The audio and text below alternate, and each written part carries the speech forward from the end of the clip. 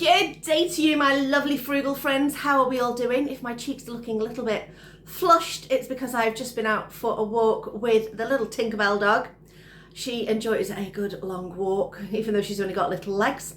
But it has gone cold out there. So I've got myself a cup of tea, which I made in my flask, because we are keeping ourselves hydrated and keeping ourselves warm this winter. Oh, that does feel better. And thinking about keeping ourselves warm, now is the time for warm puddings.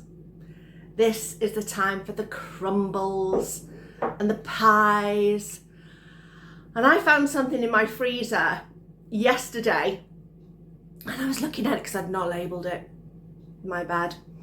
I'd not labelled it anyway, and I looked at it and I was like, what on earth is that? Let me see, where have I put it? Oh, it's there.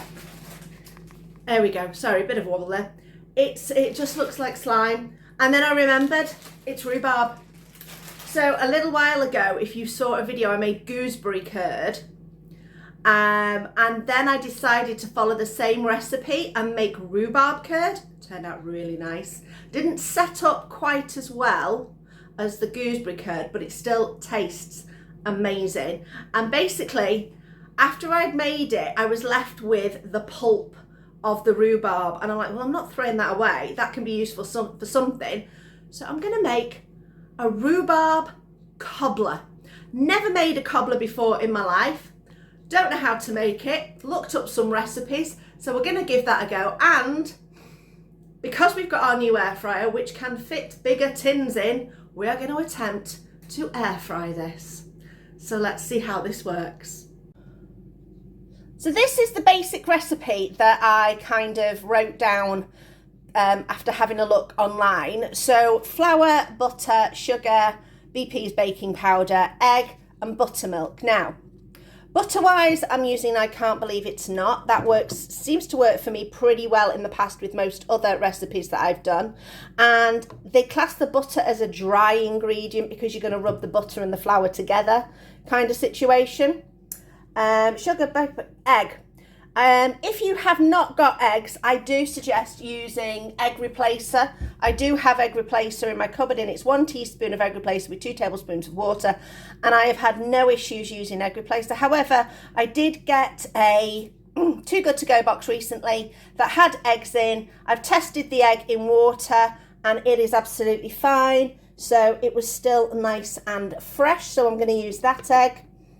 And buttermilk, you don't need to buy buttermilk. Buttermilk is really easy to make. So all I'm going to do is in a small container, I'm going to put just shy of 3 tablespoons of normal milk and then add a splash of vinegar. You could add lemon as well. Basically, you're adding an acid to slightly curdle your milk. And yeah, it even works with soy milk. It will slightly curdle it. And it works really well. I have used it multiple times as a buttermilk replacement, so don't worry about that. We're going to mix the dry together, we're going to mix the wet, and then we're going to put the wet to the dry, and then mix it until it comes together. Now, we'll talk about timings and temperatures when we go to put it into the air fryer. Right, sleeves are up, because we will be making a mess, knowing me. So I've got my cup of flour in there already, and I'm going to get 3 tablespoons of butter. So the way I tend to do this in the pack is I kind of scrape it up and then smooth it down on the side of the pack, so you get a nice flat proper tablespoon. There we go. And you're not over measuring too much out. Oh, a little bit more on that one. There we go. So there's our 3 tablespoons of that. Do I need a tablespoon measure? Oh, I do a little bit later, so I'll keep that out. Put the butter to the side.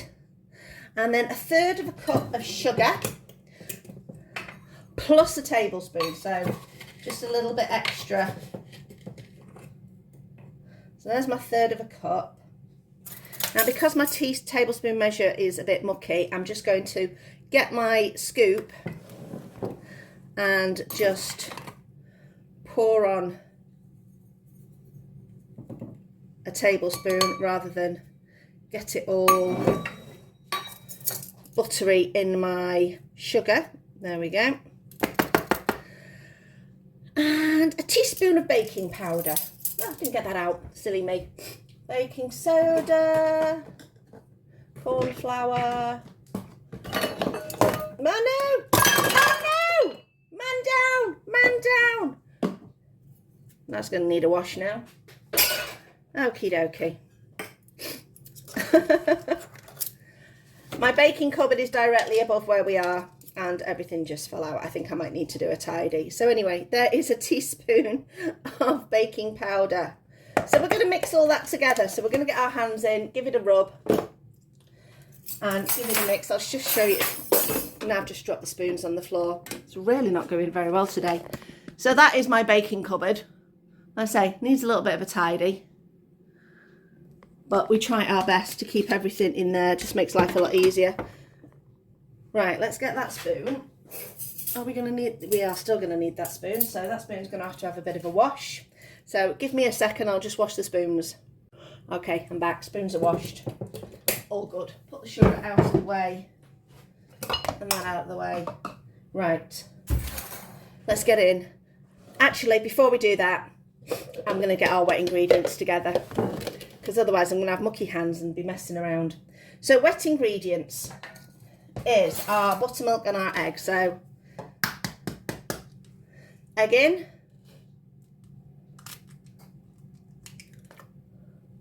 Looks nice. Shell away. Right. 3 tablespoons of the buttermilk. So 1, 2, and not quite 3. There we go. And this is just apple cider vinegar I'm using, and a little splash of that to make up the difference. And what you'll notice, I don't know whether you can see it on the camera, let's open that one, is it has slightly thickened. I can feel the texture's slightly thickened. So it's like, basically, it's slightly soured it. Like I say, I'm not sure if you can spot it on there. But there we go, that's it. So that's going to go in with that. Give that a little whisk. Oh, you can see a little bit more on the bottom now. You can see the slightly curdledness of it. So that's that ready. Milk and that out of the way. Slight cup of tea break. And let's get mixing. So I'm going to go in just with the one hand, keep the other hand, try and keep the other hand clean. So we're going to mix this very slightly, just using the tips of the fingers to break down the butter and make sure everything is all nice and crumbled together. I've mentioned this before, but it's been a while, but I actually find, I can't believe it's butter, really good at becoming a crumbly style. It's so much easier to work in than your solid butter, but still works really, really well.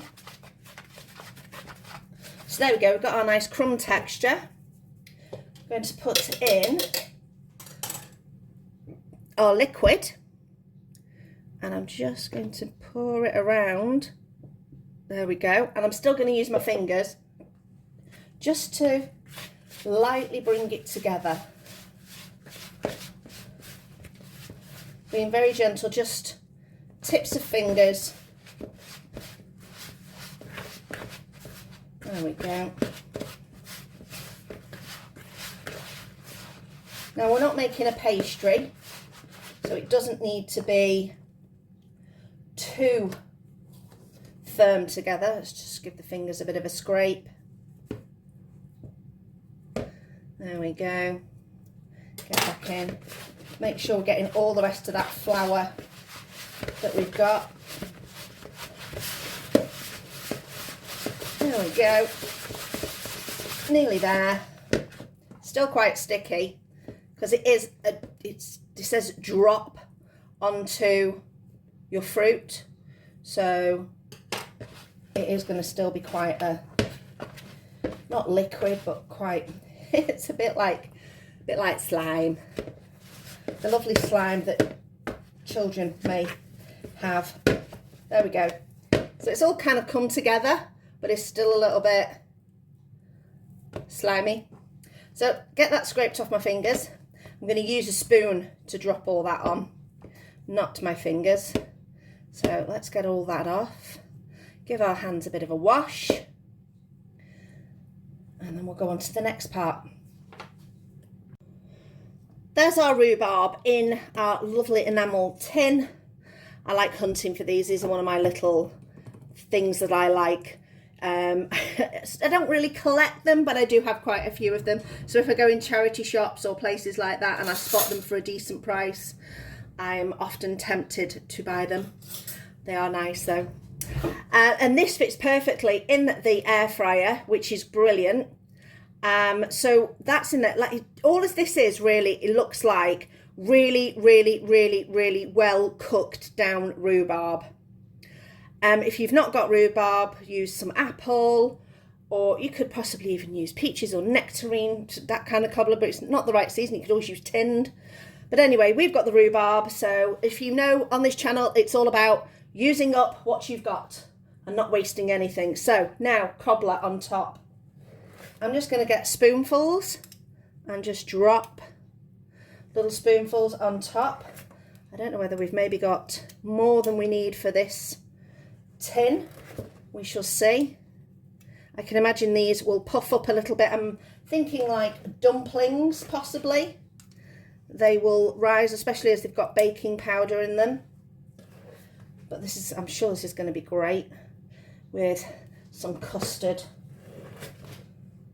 Chris might even go ice cream. He does like that hot cold combination. There we go.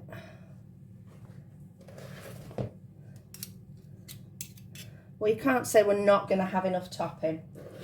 I think this is plenty. So I'll be interested to see how this turns out.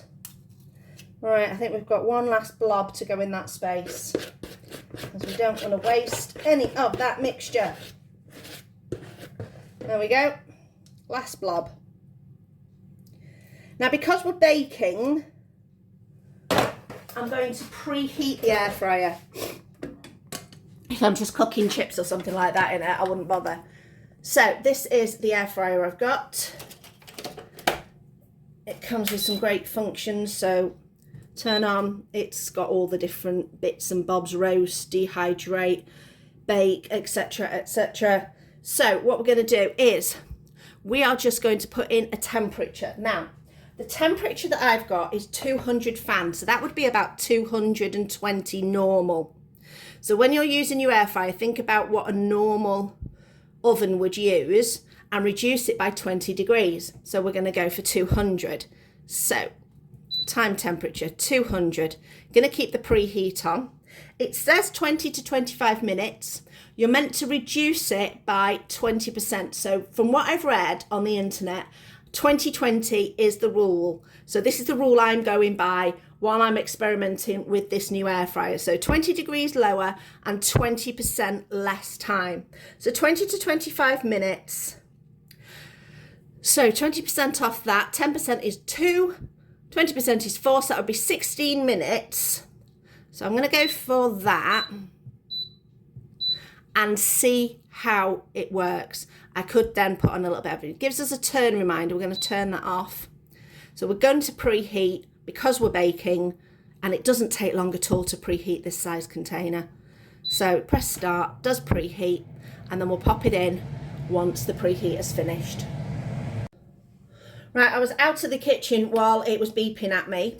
A little bit annoying about this air fryer is it beeps at you because it's preheated, but it doesn't then encourage you to open the drawer and put something in, because once it's beeped at you maybe 5 times, it starts the countdown.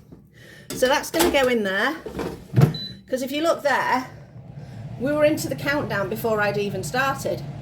Oh well, it's only like 5 seconds, so I'm sure it'll be fine. So we'll be back in 16 minutes and see how it's done. got to be brutally honest, talking to Chris on the phone, and I was in the kitchen waiting for the cobbler to count down, and I could slightly start to smell just that slight, yeah. I'm not saying it's burnt, it's nowhere near burnt, but it is further gone than I would like it to be. Now, there was only, let me just pop that back in, I'll show you, only like 12 seconds left on it. So what did we go for? We went for 16 minutes. I'd probably go for a little bit less. This is it. I mean, that 20-20 rule is just a basic kind of principle, so I think I might err more on the side of caution than not. Obviously, it depends on what you're cooking, because certain things will take that more intense heat for a longer period and not be as delicate about it. Obviously, this is a dough type situation, so it's a bit more delicate. So I'm going to get this out. It is steaming hot. Pop that out of the way. So, cobbler in the air fryer. Question is, how is it cooked? Let's have a little check. Before I do anything though, I'm just going to take a photograph for my thumbnail. Back in a sec. Right, I've taken a photograph, and I've also got myself a little spoonful out ready to try and see how it goes. Let's spin the camera around and have a little taste. So, let's taste this. It's going to be so steaming hot.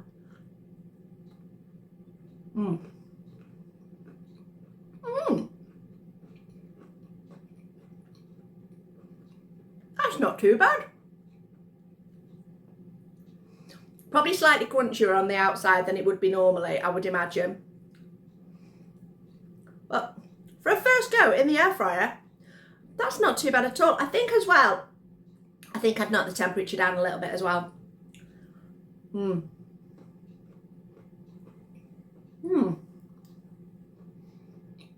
Yeah, I'm thinking